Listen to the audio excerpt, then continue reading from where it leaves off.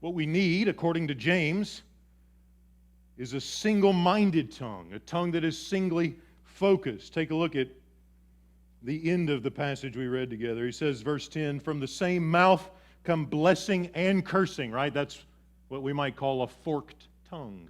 And cursing, brothers and sisters, this ought not to be.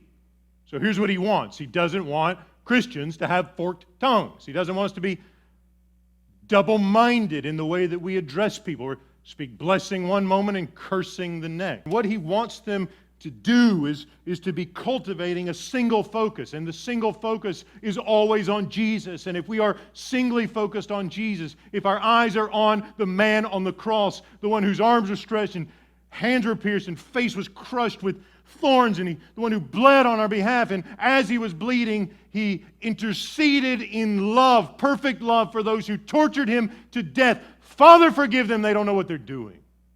Like if our eyes are on him, right, who didn't spit back when he was spat upon, who didn't curse in response to the cursing that was cast upon him, if our eyes are on Jesus, the man on the cross, who gave himself in perfect love and used his mouth to speak blessing when the world was casting aspersion on him, if our eyes are on him, we will be single-mindedly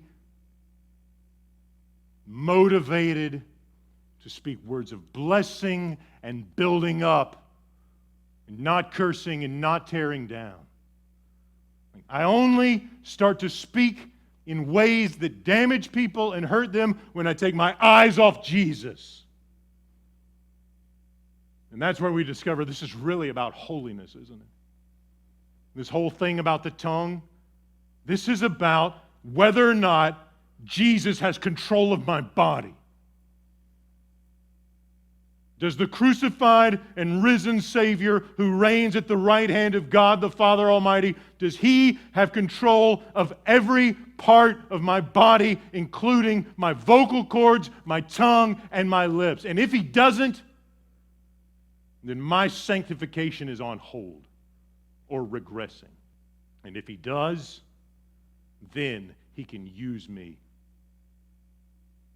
as He desires for His mission, for the building up of His church, for the salvation of the nations. So which one do I want to be for Jesus? Do I want to be getting in His way? Or do I want to be His faithful representative?